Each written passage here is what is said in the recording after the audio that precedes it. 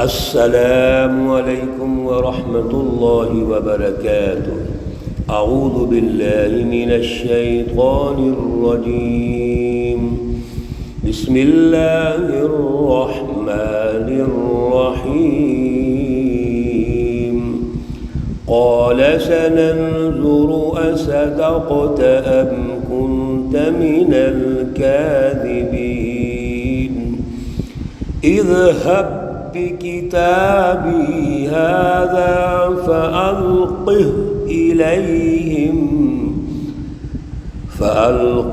إليهم ثم تول عنهم فانظر ماذا يرجعون۔ صدق الله العلي العظيم۔ اللهم صل على سيدنا ومولانا محمد النبي الأمي وعلى آله وأصحابه وبارك وسلم عليه۔ معزز سامعین و سامعات، سورۃ النمل پارہ نمبر 19 آیات مقدسہ نمبر 27 تا 31 ہیں۔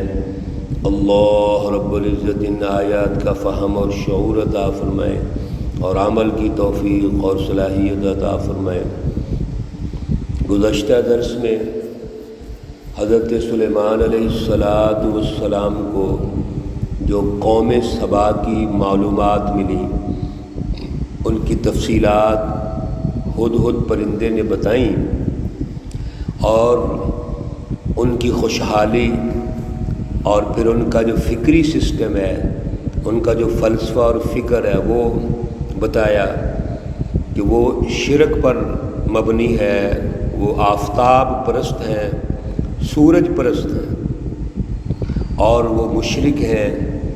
دوسری طرف ان کی خوشحالی بہت بڑی ہے، اور پھر اس کا جو عرش ہے اس کی خصوصیت سے تعریف کی کہ کس طرح اس کا عرش ہے جو بڑا مرصع اور مسجع ہے ہیرے اور جواہرات کے ساتھ۔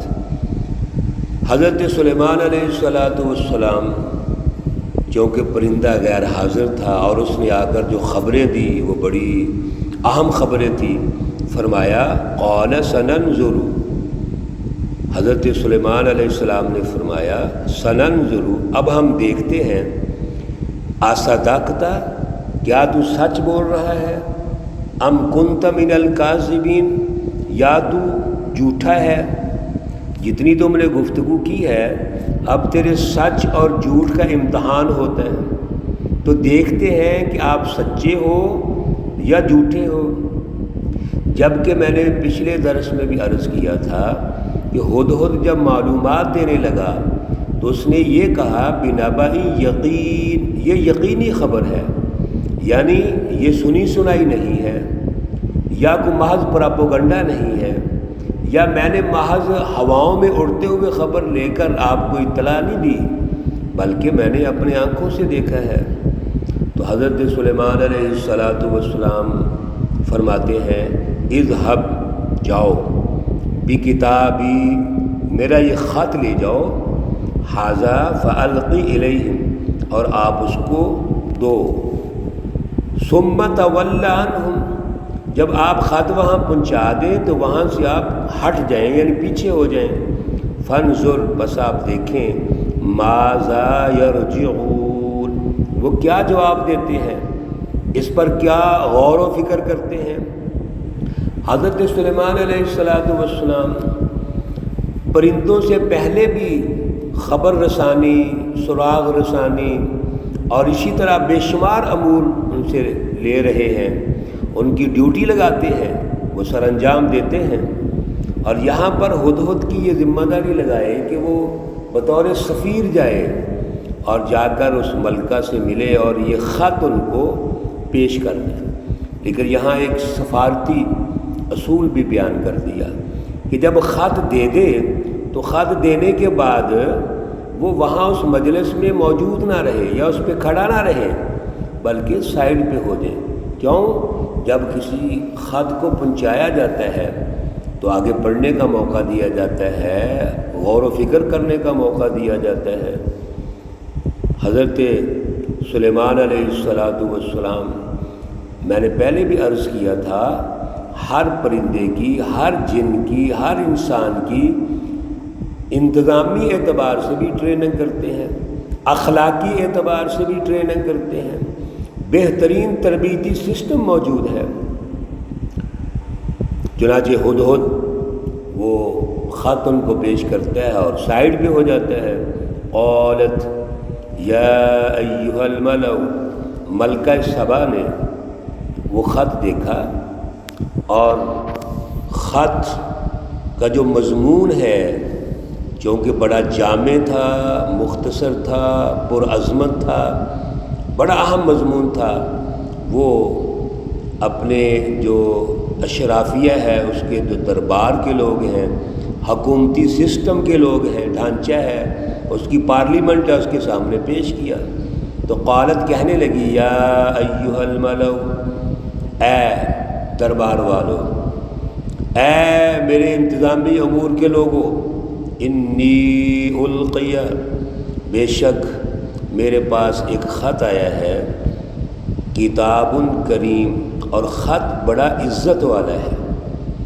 اس کا مطلب یہی ہے کہ سفارتی طور پر جب خط لکھا جائے گا تو تمام تر امور کا خیال رکھا جائے گا۔ اور سب سے بڑی بات، ایک وہ بادشاہ جو مسلم بادشاہ ہے اور پھر اللہ کے نبی ہیں سلیمان علیہ السلام، وہ جب خط لکھ رہے ہیں تو خط کا آغاز، خط کا مضمون اور پھر اختتام، سب کچھ بڑا ہی خوبصورت، قابل عزت، قابل تکریم، اور تمام تر ان حدود کا خیال رکھا گیا ہے جو ایک دوسرے بادشاہ کے لیے، دوسرے ملک کے لیے عزت و تکریم کی ہوتی ہے۔ انہ من سلیمان، بے شک یہ جو خط ہے یہ سلیمان کی طرف سے ہے۔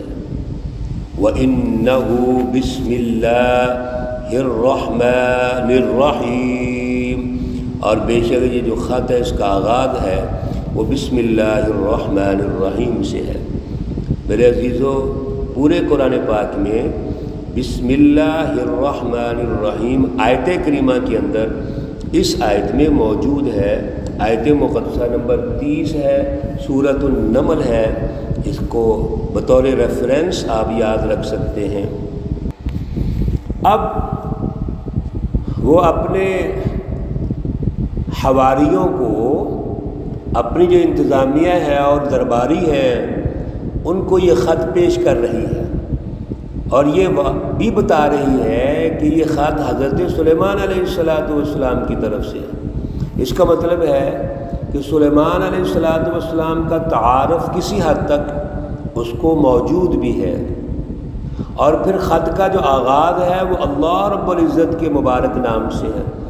تو خط کی سب سے بڑی عزت و تکریم تو یہی ہے کہ سلیمان علیہ السلام اللہ کے نام سے خط کا آغاز کر رہے ہیں، اور خط میں یہ ہے اللہ تعلو علیہ، کہ آپ میرے مقابلے میں زور نہ کرو، غالب نہ آؤ، نہ غالب آ سکتے ہو۔ وَأْتُونِي، آپ میرے پاس آ جاؤ، مسلمین، اسلام لے کر میرے پاس آ لو، اسلام قبول کر لو، اور اسلام قبول کر کے آپ میرے پاس آ جاؤ، یعنی میرے ماتحت ہو جاؤ، سیاسی طور پر ہماری رٹ کو مان لو۔ یہ خط کا بنیادی ہدف ہے۔ نمبر 1 یہ ہے کہ آپ مسلمان ہو جاؤ، اور اس میں اللہ کا نبی ہوں، اللہ رب العزت نے ہمیں سلطنت دی ہے، حکومت دی ہے، بے مثالی حکومت، جس کی کوئی مثال ہی نہیں، بے نظیر حکومت ہے، امتیازی خصوصیات کی حامل ہے۔ اور دوسرے نمبر پر جو آپ نے ایک فکری سسٹم بنایا ہوا ہے وہ درست نہیں ہے، لہذا اسلام قبول کرو۔ اور پھر اگر آپ کو مقابلہ کرنا چاہیں گے ہمارا، تو وہ بھی آپ کے لیے ممکن نہیں ہے، لہذا مقابلے کی بھی مت سوچو۔ یہاں سے ایک دوسرا نقطہ ہمیں مل گیا کہ اگر آپ ہمارے مقابلے میں آنا چاہیں گے اور اسلام قبول نہیں کرتے اور غلط شرک اور ظلم پر قائم رہیں گے تو یہ طریقہ کار بھی درست نہیں ہے۔ لہذا آپ سیاسی اعتبار سے بھی ہمارے ماتحت ہو جائیے اور فکری اعتبار سے بھی ہمارے ماتحت ہو جائیے۔ حضرت سلیمان علیہ السلام نے جو یہ خط ملکہ کو لکھا، اس نے اپنے حلقے سے باقاعدہ مشاورت کی اور خط کا جو مضمون پیش کر دیا اس میں فکر بھی آ گئی، فکر اور فلسفہ بھی آ گیا کہ کیا فکر اور فلسفہ ہے۔ اللہ رب العزت کی اسم مبارک سے اس خط کا آغاز ہے۔ اس نے حضرت سلیمان علیہ السلام کا یہ جو پیغام ہے بڑے اچھے انداز میں، نرم انداز میں، عزت و تکریم کے انداز میں اپنی مجلس میں پیش کیا اور اس کا ہدف بھی بتا دیا کہ وہ کہتے ہیں کہ اسلام قبول کر لو۔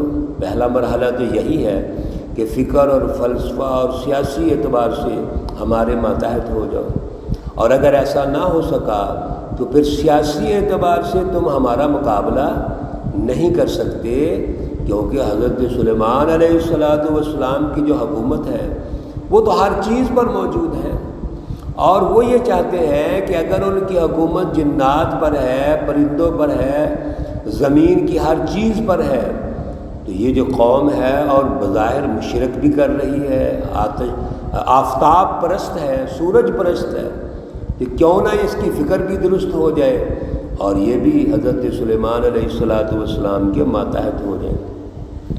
یہ مشاورت جاری ہے اور انشاءاللہ اگلے دروس میں اس کو مکمل کریں گے۔ کیا مشورہ ہو رہا ہے، کیا طریقہ کار ہو رہا ہے اور کیا چیزیں ڈسکس ہو رہی ہیں، یہ بڑی اہم چیزیں ہیں سیاسی مینجمنٹ کو سمجھنے کے لیے، دوسروں کو دعوت دینے کے لیے، کسی ملک کا جو خوشحالی کا نظام ہے، امن کا نظام ہے، ترقی کا نظام ہے، اس کو سمجھنے کے لیے بڑی اہم چیزیں ہیں۔ اللہ رب العزت ہمیں فہم اور شعور عطا فرمائے۔ اللہ رب العزت تمام مرحومین و مرحومات کو جنت الفردوس میں اعلیٰ مقام عطا فرمائے۔ اللہ رب العزت تمام بیماروں کو شفائے کاملہ عاجلہ مستمرہ عطا فرمائے۔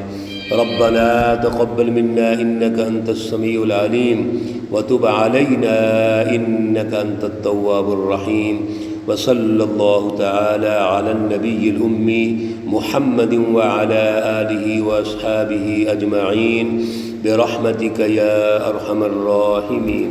السلام عليكم ورحمة الله وبركاته۔